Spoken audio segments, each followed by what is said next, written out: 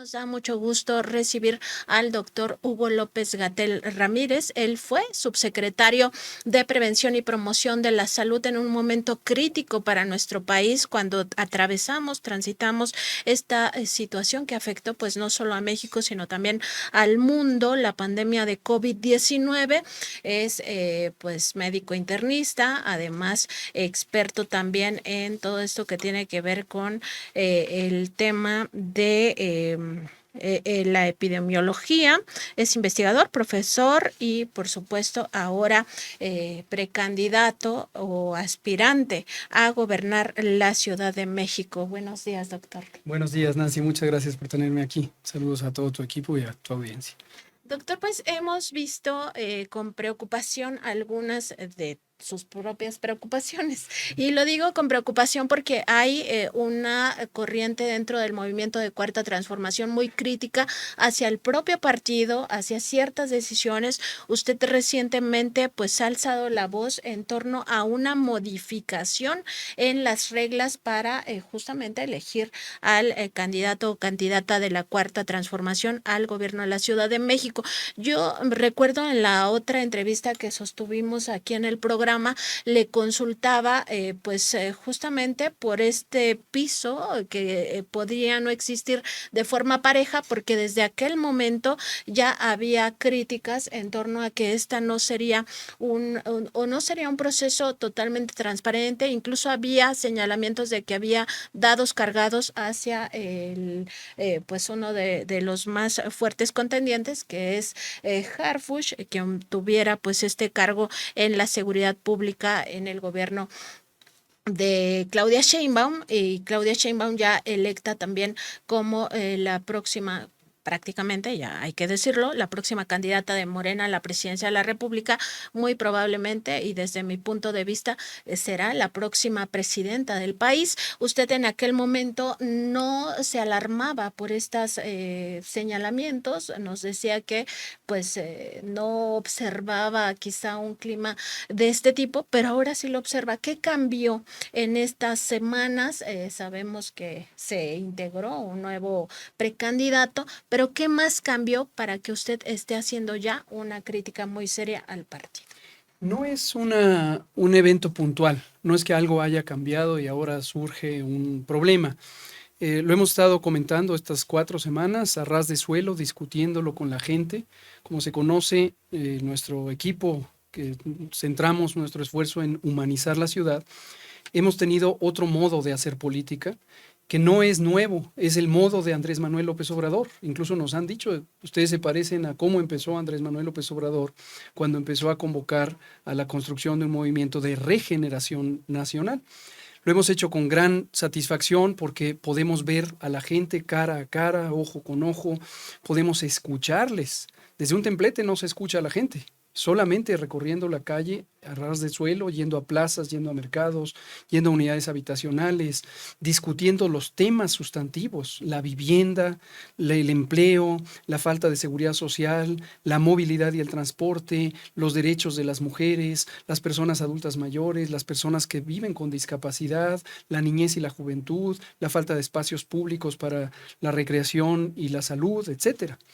Entonces consideramos que cuando uno está haciendo un proceso de divulgación por una aspiración profunda, genuina, de transformar, que nosotros decimos no es solo continuar la transformación, es profundizar la transformación, entrar a los temas que todavía no han sido abordados, que tienen que ver, por ejemplo, con las relaciones sociales y económicas, con la enorme desigualdad que persiste, con la corrupción que hay todavía en las alcaldías, en los gobiernos de las alcaldías, etcétera, etcétera.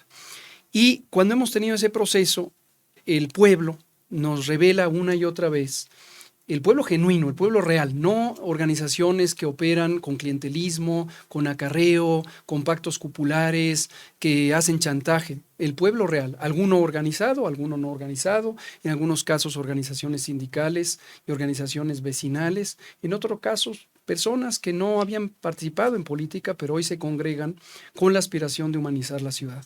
¿Qué nos dice ese pueblo?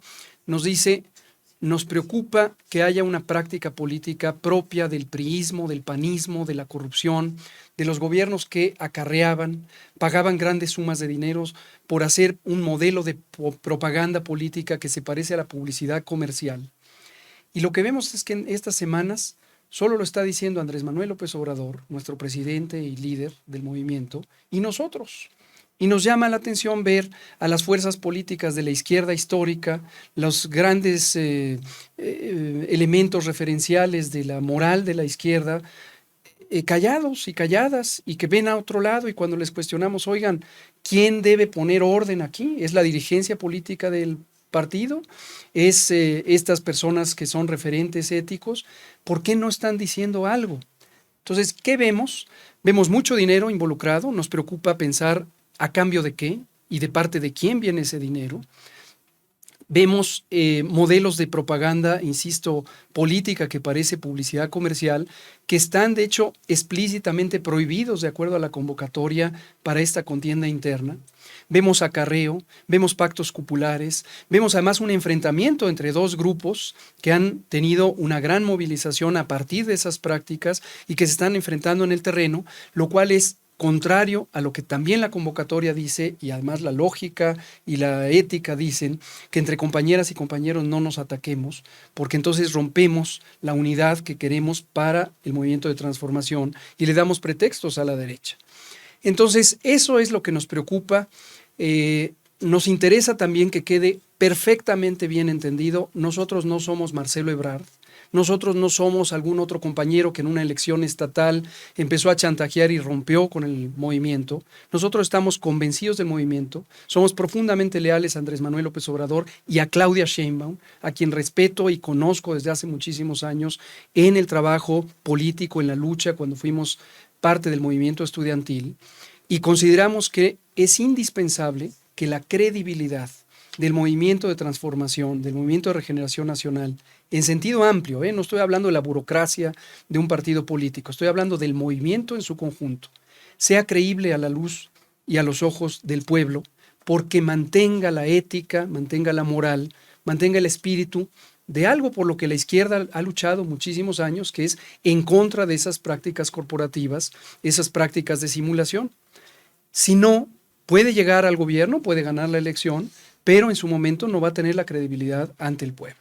Eso es lo que expresamos. Ayer lo dije de manera muy clara en una conferencia, en una entrevista, lo dijimos el lunes en la conferencia de prensa que tuvimos a propósito de identificar un cambio que requiere una explicación ante el pueblo de por qué se pospuso la presentación de resultados. Ahora, no, insisto, no vaya a confundirse nadie o no vaya a usar la propia dirigencia o cualquier figura política como pretexto de que estamos rompiendo para no aceptar la crítica, ¿no? La crítica es importantísima, un movimiento de izquierda siempre se basa en la crítica y la autocrítica. Ese es el pensamiento crítico que ha movido a las fuerzas progresistas a lo largo de la historia. Nosotros no estamos chantajeando, no nos importa la persona que está en la contienda, lo que nos importa es la credibilidad del movimiento. Confiamos en la dirigencia, confiamos en el proceso, confiamos en la encuesta, nos pronunciamos en algo que es de obvia resolución. No se puede presentar el día 10 de noviembre el resultado de una encuesta que se haya hecho 15 días antes. Es obvio que se tiene que presentar el resultado de una nueva encuesta y la fecha de levantamiento no puede ser anterior al 4 de noviembre.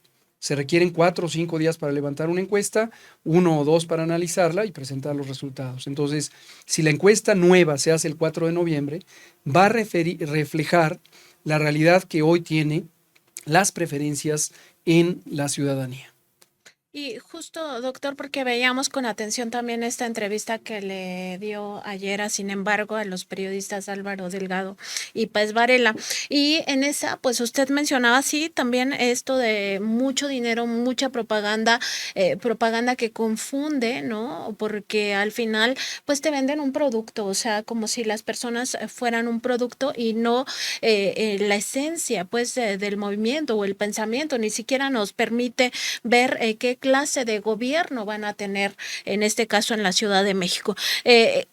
A propósito de esto, ¿dónde ve que está esta suerte de flujo financiero y de dónde viene ese flujo financiero, porque podremos, no sé, la ciudadanía, pues sí observar que hay muchísimas bardas pintadas o esta propaganda de espectaculares, etcétera, y quizá identifiquemos a dos personas que usted también las ha mencionado, que es Harfush y es Clara Brugada, pero donde observa que hay mucho dinero, está presente en, digamos, todos los candidatos, ahora además de usted son cuatro o cuatro más, o solamente en estas dos propuestas de Harfush y Clara Brugada, o solamente en el caso de Harfush, ¿dónde vería esta circunstancia? Yo insisto en hablar bien de mis compañeras y mis compañeros.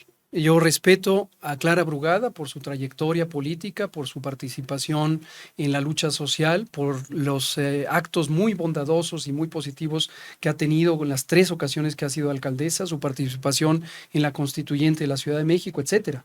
Yo respeto también a Omar García Harfuch como un funcionario que trabajó mano a mano con Claudia Sheinbaum y logró reducir el crimen en la ciudad en 50%.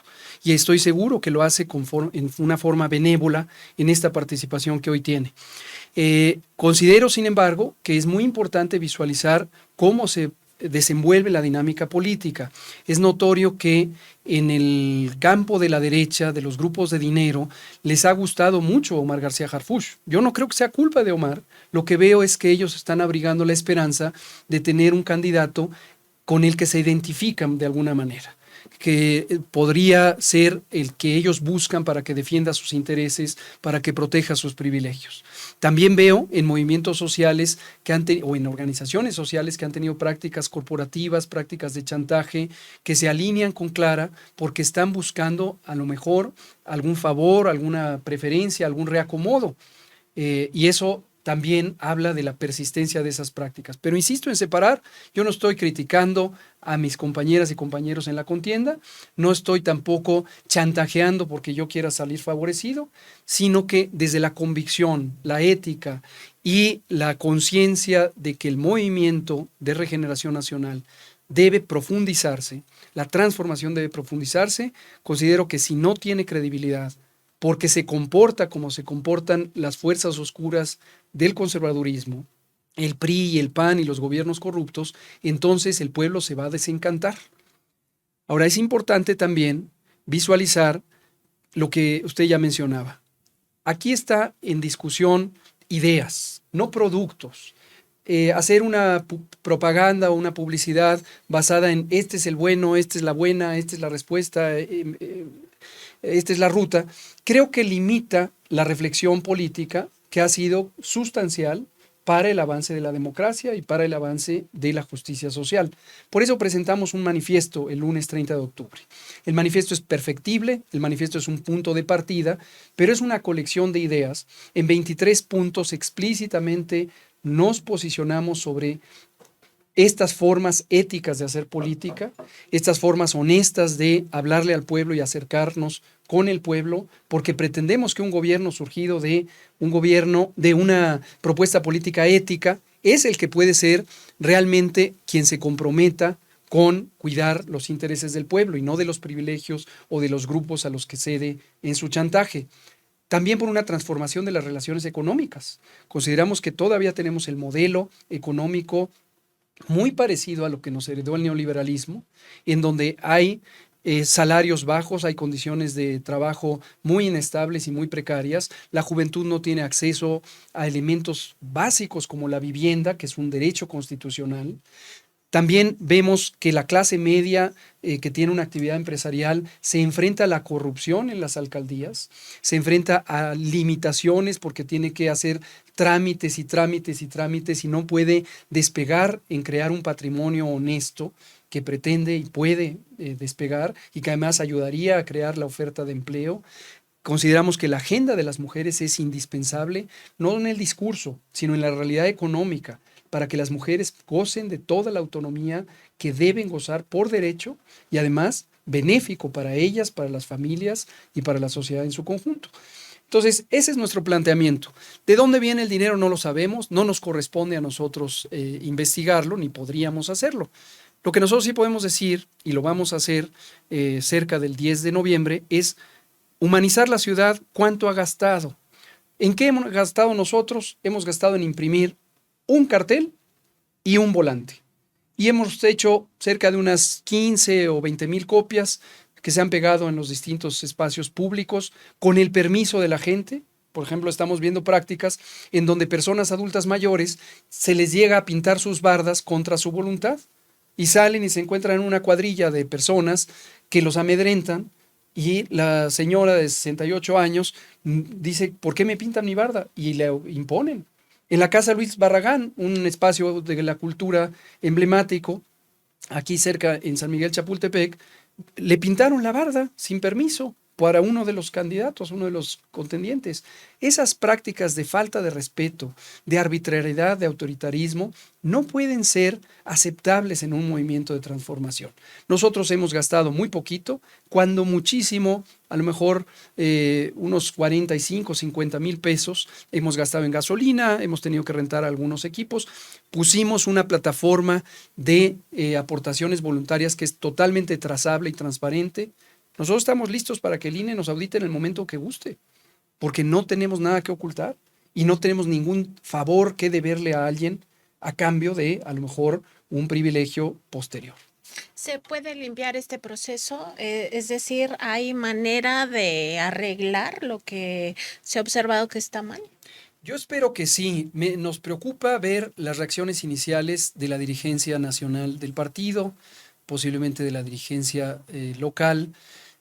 Cuando nosotros formulamos esta idea basada en el conocimiento metodológico de las encuestas y la lógica política de algo que estoy seguro que cualquiera que nos escuche le parece de obvia resolución, que la encuesta tiene que ser lo más cercana a la fecha de presentación de resultados, dado que el fenómeno de preferencias va cambiando dinámicamente y que una encuesta hecha 15, 20 días atrás ya no representa el estado de cosas y que en la medida en que no se ha puesto fin al proceso de divulgación, entonces el único trato justo es que todo mundo tenga la nueva representación de las preferencias.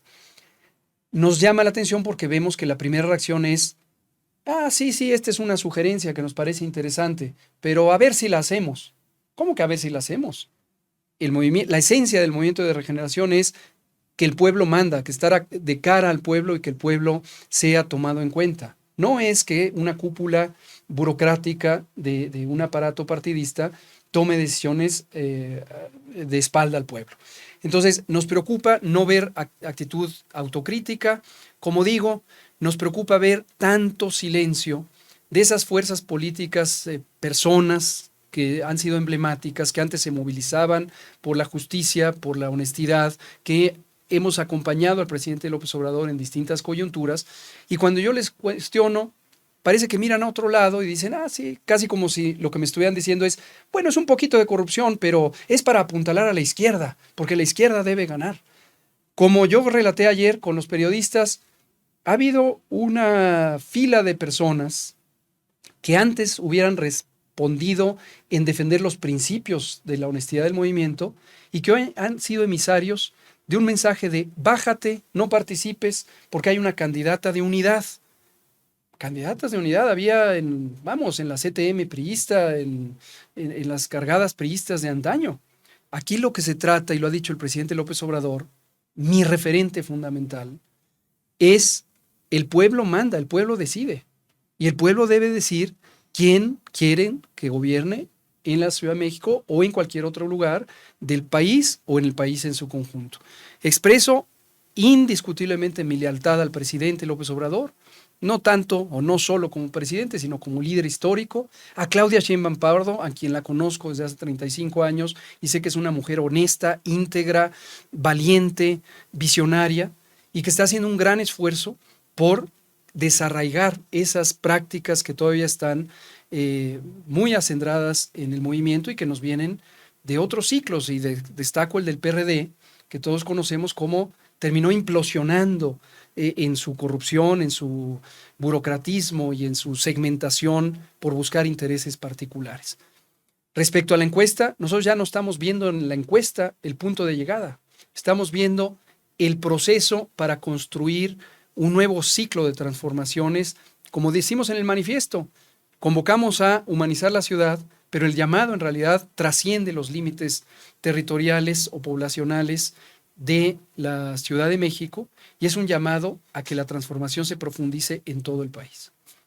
Ayer escuchábamos a Mario Delgado, el líder de Movimiento Regeneración Nacional, el partido, diciendo que estas modificaciones era para que no hubiera otro Mejía Verdeja. De hecho, utilizó la palabra verdejazo, ¿no? Que no haya otro verdejazo dentro del partido o dentro del movimiento de Cuarta Transformación. ¿Está de acuerdo con esto? ¿O que este sería el objetivo de cambiar las reglas? ¿Eso podría dar una explicación a lo que está pasando? Bueno, no sé a quién se refiera. Hay 8 otras entidades, además de la Ciudad de México, en donde hay procesos.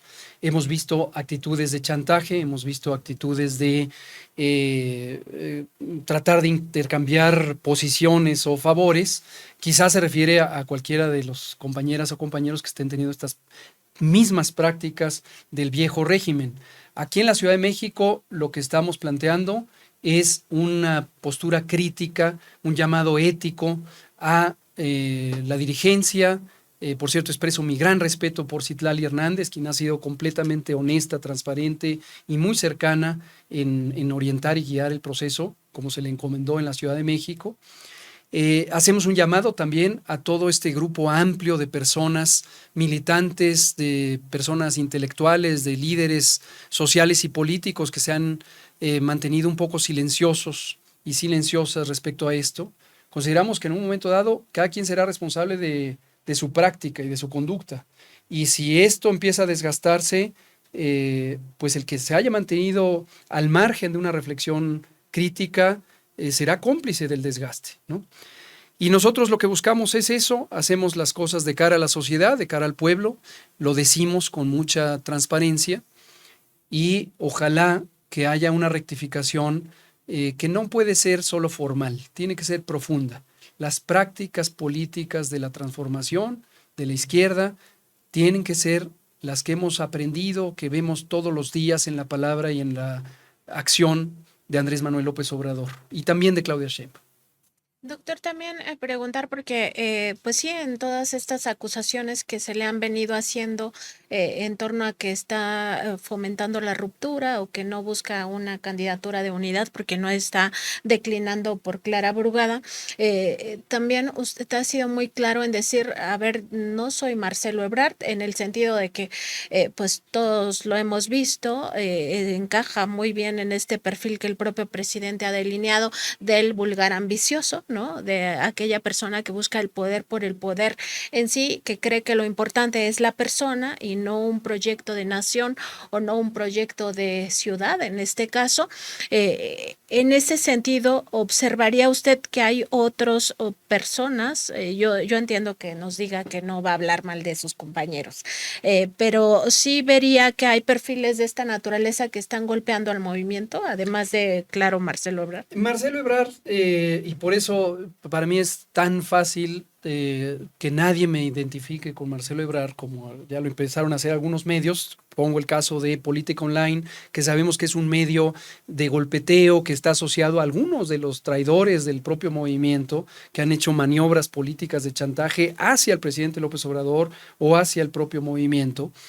Y ayer ya decían que igual que Marcelo yo quiero romper y crear un partido político. Es completamente ridículo cuando en la conferencia de prensa el reportero de la jornada me preguntó eso y le dije explícitamente, y lo vuelvo a decir aquí en Contralínea, no pretendemos crear un espacio político para trincherarnos o para buscar un interés de grupo o personal. Lo que estamos llamando, y lo dice el manifiesto, es que dentro y fuera de Morena, se genere una corriente de opinión, una postura ética que mantenga, no, porque no es un asunto de rescatar, es mantenga los principios éticos y políticos que son esencia del movimiento y que son los que López Obrador ha estado impulsando y los que confiamos en que Claudia Sheinbaum va a encabezar y liderar. El manifiesto termina diciendo que todo nuestro actuar será bajo el liderazgo de Claudia Sheinbaum Pardo. Lo que sí vemos es que estas maniobras del ambicioso vulgar, de la persona ambiciosa vulgar, a veces lo que han hecho es dejar unos malos precedentes. El propio precedente que dejó Marcelo, donde vimos venir por mucho tiempo el chantaje. Yo mismo he tenido una predicción desde hace 3 años, a veces hasta jocosamente le corro apuestas a la gente durante 3 años, que les dije, veo venir esta ruptura. Este hombre está actuando al servicio de sus intereses. Este hombre en mucho es la herencia de Salinas de Gortari y su pensamiento, bueno, sus amistades, pues su grupo de apoyo político, empresarial, es el mismo.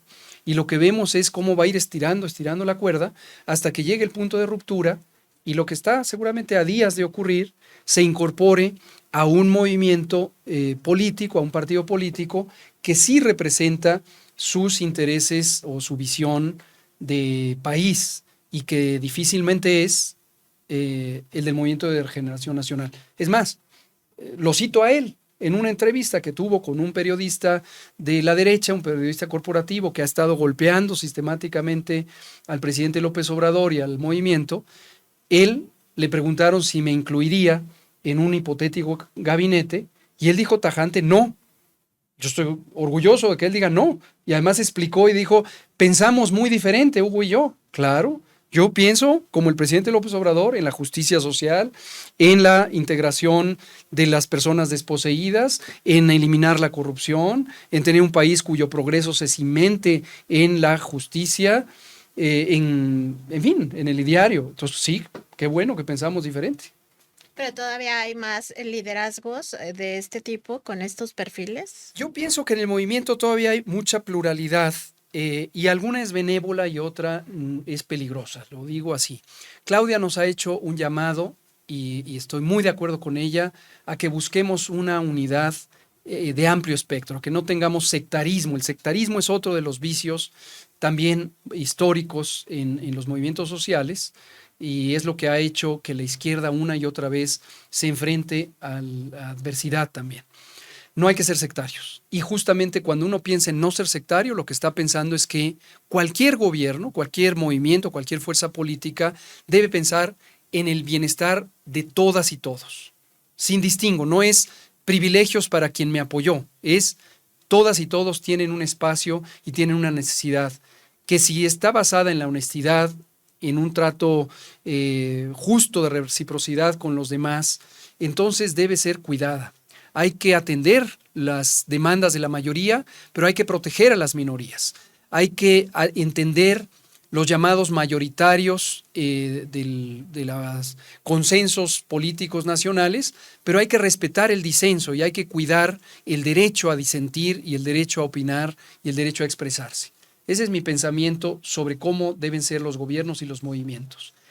Sí vemos que hay personas que no lo ven así y que en vez de estar apostando por esta unidad generosa, amplia, visionaria que nos plantea Claudia Sheinbaum, están cuidando reductos, grupos, sectas y están boicoteando, están saboteando ese proceso de unidad que nos convoca Claudia Sheinbaum. Doctor, también le quería preguntar más en torno a esto que debemos de ver como ciudadanos, que es más lo ideológico que el producto, ¿no? O sea, revisar en términos de ideología. ¿Cómo definiría usted a la izquierda? Porque también he visto estas declaraciones que ha hecho en torno a que ahora resulta que hay parámetros para definir quién es más de izquierda que otra persona. Sin embargo, yo sí creo que hay personas que son legítimamente de izquierda, que hay una ultraizquierda y que incluso hay quienes pues están disfrazados de izquierda, pero en realidad son de derecha, ¿no? Y yo creo que el movimiento ha tenido pues muchos defectos por haber tenido esta pluralidad. O sea, no digo que debería de haber un término autoritario de decir, pues tú no cabes en este movimiento, pero sí que haya filtros, porque finalmente el presidente López Obrador ha hablado que incluso en su gobierno hay infiltrados, ¿no? De la derecha, que han hecho mucho daño, y él lo mencionaba en el caso de el tema de Ayotzinapa, pero no ha sido el único. Ahí vemos al exsecretario de Hacienda ya aliado con Xóchitl Gálvez, ¿no? Evidentemente era un infiltrado de la derecha en un puesto clave como era la Secretaría Secretaría de Hacienda. Claro, reventó muy rápido porque chocó muy rápido también con el pensamiento de López Obrador. Pero ¿cómo definiría usted esta postura o esta ideología de izquierda en un momento en el cual muchas cosas se ven mal, aunque pues para muchos de nosotros el marxismo sigue definiendo pues el camino correcto de la historia? No se ha podido, pero... Qué bueno que lo menciona, Nancy, porque en este llamado a la unidad que nos convoca Claudia, que insisto, estoy de acuerdo con él, me parece muy acertado, me parece un buen planteamiento estratégico, no solo táctico, de el avance de la transformación. Hay riesgos y los hemos comentado también en los recorridos territoriales, también en reuniones con organizaciones sindicales que han representado el sindicalismo independiente, íntegro, consecuente a lo largo de mucho tiempo, igual organizaciones populares del movimiento urbano popular que también tienen esos valores.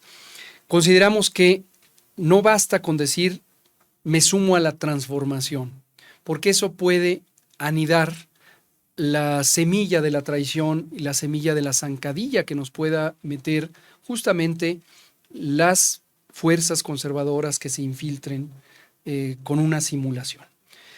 Es preciso decir qué quiere decir la transformación y qué quiere decir, ya sea continuar o como sostenemos nosotros al pensar en humanizar la ciudad y humanizar la sociedad, profundizar la transformación e ir a la raíz de las causas sociales y económicas de la injusticia. Hay que precisar, por ejemplo, cuál es el papel de lo público. Nosotros pensamos, y lo hemos dicho muchas veces, yo personalmente ha sido mi postura, vamos, desde el movimiento estudiantil en los años 80-90, donde conocí a Claudia, mi postura es la defensa de la educación pública y gratuita. Cuando me involucré en la salud, primero como estudiante, luego como profesionista, he dicho, la salud debe ser un derecho que se cumpla a partir de instituciones públicas, de servicios gratuitos, de cobertura universal y de trato integral para las personas. Hemos dicho, por ejemplo, que la especulación comercial debe tener límites y que la actuación del gobierno como un agente representativo de la voluntad popular debe tener dos elementos de actuación fundamentales. La primera es involucrarse en las actividades de provisión de servicios en todo aquello que está basado en derechos, sobre todo los derechos fundamentales, como salud, como educación, como vivienda, como los derechos laborales. Y segundo, ejercer la regulación responsable y además transparente.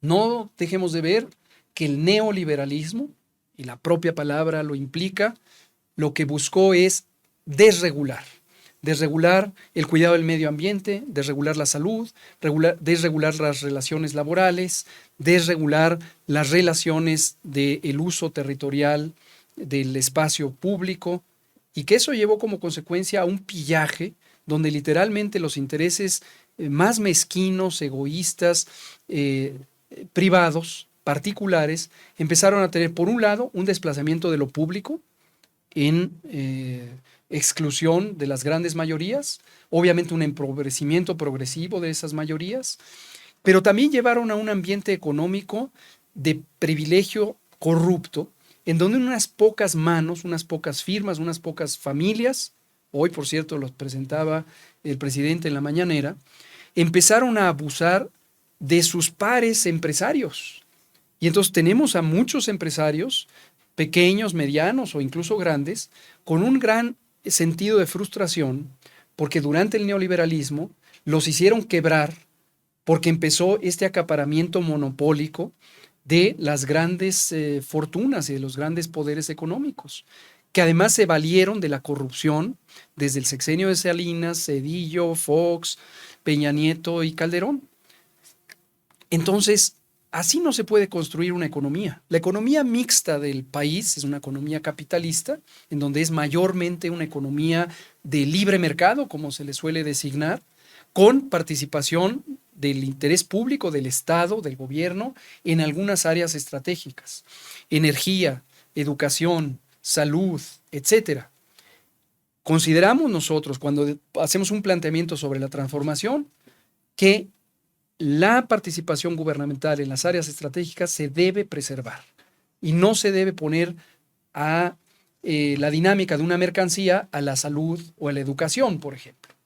Consideramos que se debe fomentar el desarrollo económico y la participación privada en la economía, no tenemos temor alguno en decirlo, privada en la economía, en la medida en que esa participación privada respete las leyes, respete los consensos, respete la regulación que implica, por ejemplo, no comportarse como el cártel inmobiliario que vulnera todo principio básico de convivencia y de uso correcto del suelo, invadiendo los espacios que eran públicos, desplazando a las comunidades con este fenómeno de la gentrificación, etcétera, etcétera, ¿no?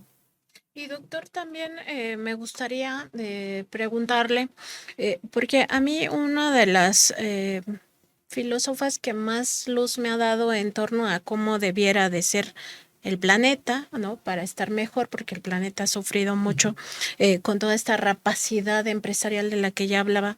eh, Chantal Mouffe señala estos antagonismos dentro de la política y dice que no, o sea, primero que tenemos que tener como conciencia de clase, de reconocernos dónde está nuestro papel en la vida, ¿no? Nosotros no somos los dueños del gran capital. Y en ese contexto, diferenciar a ellos y a nosotros, o sea, los dueños de las grandes corporaciones, los que mandan en el mundo, pues tienen intereses muy particulares. Y en estos antagonismos hay conflictos, dice ella, que nunca se pueden resolver.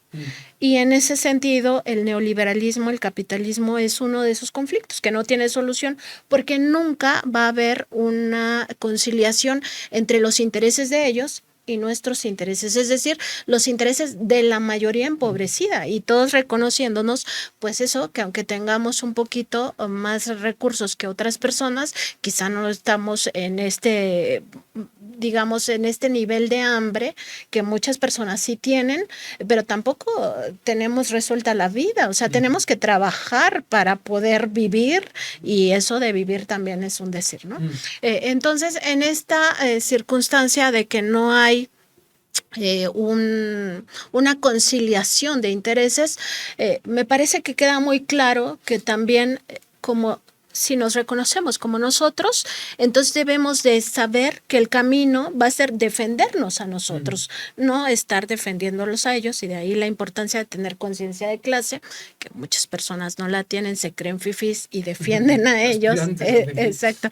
Y todo este rollo se lo planteo porque me parece a mí que ya, o sea, es momento de que se transite dentro de la cuarta transformación hacia un movimiento más radical.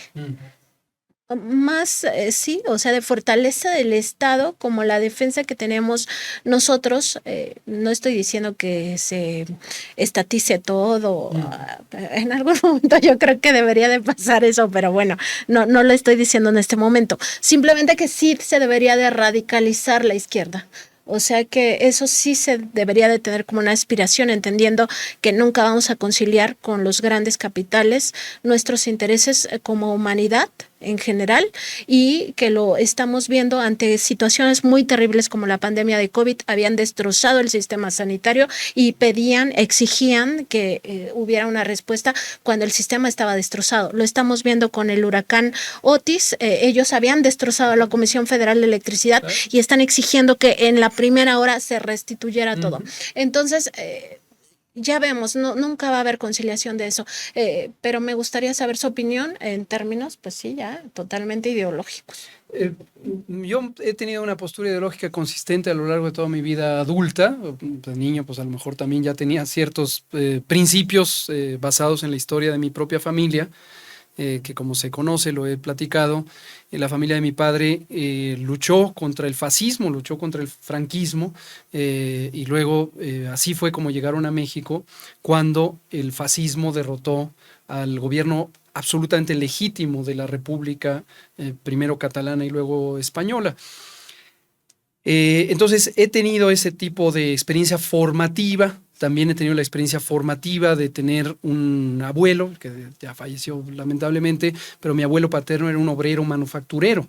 Y mi madre era auxiliar de enfermera y tengo otras 2 tías enfermeras, todas ellas trabajaron en instituciones públicas. Entonces siempre he tenido un gran respeto por el interés colectivo, por el interés público, por el interés de la gente. Nunca he celebrado al dinero como una aspiración, ¿no? Y me he ido formando una ideología a partir de lecturas, a partir de entrenamiento formal o digamos, conversaciones formativas en distintos espacios políticos. Y por eso cuando me han preguntado si soy de izquierda o no, me río de quien pretenda tener un izquierdímetro en donde se acomode cada quien según puntos, como si ir a 6 marchas te diera unos puntos y luego hacer una huelga te diera otros puntos, ¿no? Yo creo que lo relevante, más que el tener estas etiquetas que a veces son un pretexto para el sectarismo, es ser congruente y poder hablar de frente con un grupo, con otro grupo, con otro grupo, con todas las personas.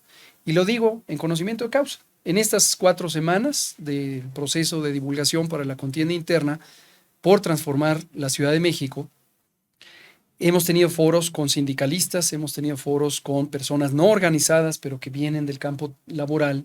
Hemos tenido foros, desde luego, con mujeres, con jóvenes, con representantes de la cultura, de la academia, de los pueblos originarios, de la comunidad de la diversidad sexual y genérica.